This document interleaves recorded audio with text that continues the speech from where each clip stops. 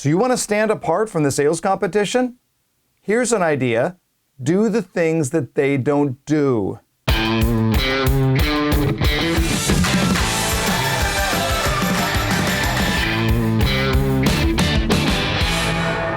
You know, in my observation, I've seen over the years so many sales professionals who just seem to blend in with all the other sales professionals. You put them all in the same room and you couldn't even really tell who do they work for, how do they stand out, what makes them different.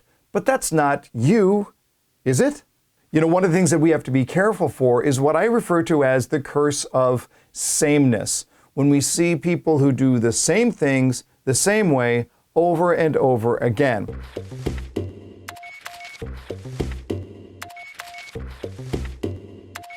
I see this happen a lot. There is sort of a default path that we often see in sales, and everybody sort of gravitates towards that path. Why? Well, because it's comfortable, because it seems so natural to them. The problem is, they'll never stand out. 15,000 people applied in Cleveland, and yet the odds of you getting through are 1,000,000 to 1. All right, so the question is, how do we stand out? And I'm going to suggest that the only way to answer that is to stand out in the way that your customer wants you to stand out. So let me share with you 5 ways that you can stand out. So the first thing you want to do, out present. Let me tell you what that means. Your customer will know instantly whether you are fully engaged. Your customer can tell like that whether you are into them or whether your mind is distracted by other things and you're just sort of going through the motions.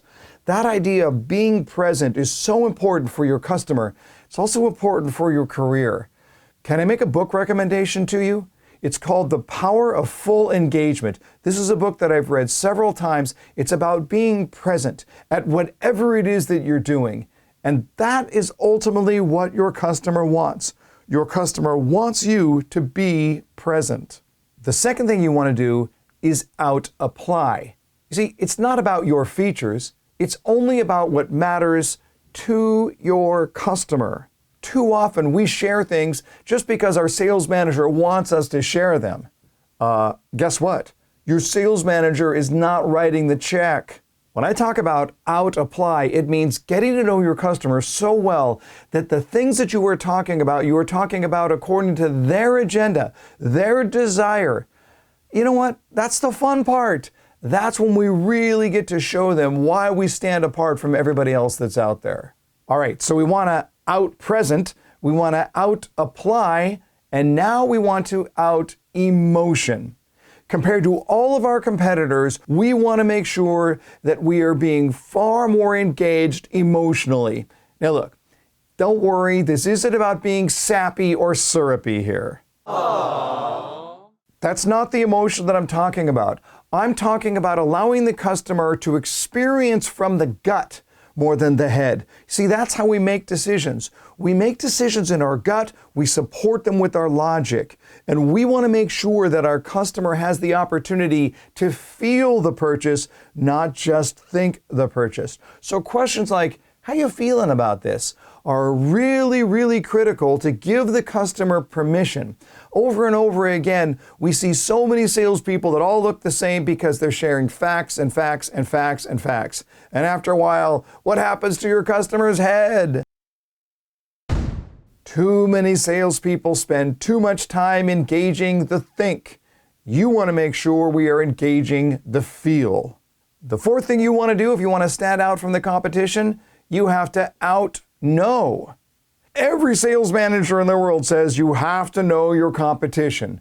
And you do. Not going to argue with that for a second. But I want to significantly raise that bar. Yeah, nice. I'm going to suggest that you want to know the competition better than the competition knows himself. That's right. Do your homework so diligently, so thoroughly, that you can exploit his weakness. Now look, the great news is that information is so easy to find, it's so ubiquitous that you can learn things about your competitor that perhaps even your competitor does not know. Talk about a leg up. You'll be able to talk in specific detail to your customer about what matters to them and why what you have is to their advantage. You want to think like the offensive coordinator for a National Football League team.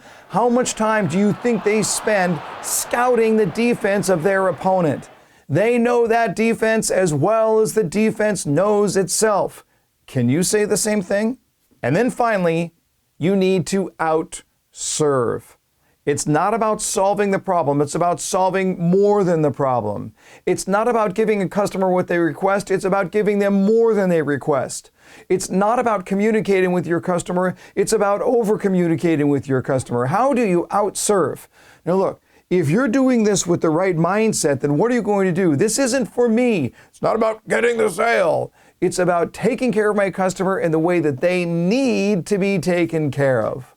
What are you doing to stand apart from your competition? How can you avoid the curse of sameness? Because when you do things that are different, everything changes. And you know who really wins? Your customer.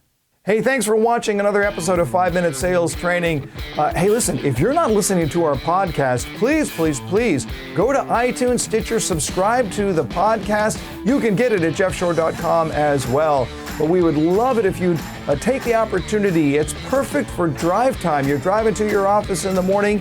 Go ahead and get a little jolt of the Buyer's Mind podcast, the Buyer's Mind podcast, available on iTunes. Until next time, learn more to earn more.